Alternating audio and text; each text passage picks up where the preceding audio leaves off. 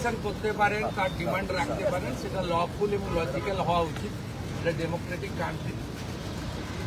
আমরা পুলিশের নিচের তলাতেও বলেছি ভার্চুয়াল করে যে কোনো গ্রুপ, যে কোনো ইন্ডিভিজুয়াল, যে কোনো পলিটিক্যাল রিলিজিয়াস গ্রুপ, তারা তাদের যে কোনো বক্তব্য, দাবি বা অ্যাক্টিভ পারসন তারা ওসিআইসিদের সঙ্গে মিট করবেন এবং তাদের কাছে রিপ্রেজেন্টেশন দেবেন, জানতে চাইবেন, সেটা তাকে স্যাটিসফাইড করা এবং যথাযথ উত্তর দেওয়ার দায়িত্ব কনসার্নিং পুলিশ স্টেশনের। এটা নিয়ে আপত্তি নেই।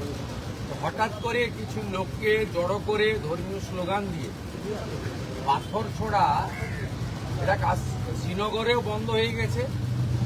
আমার মনে হয় পশ্চিমবঙ্গে বা কলকাতাতে এটাও বন্ধ হওয়ার খুব দরকার রয়েছে। এখানে গতকাল যে আমার পুলিশ বন্ধুরা এবং সিআরপিএফ এর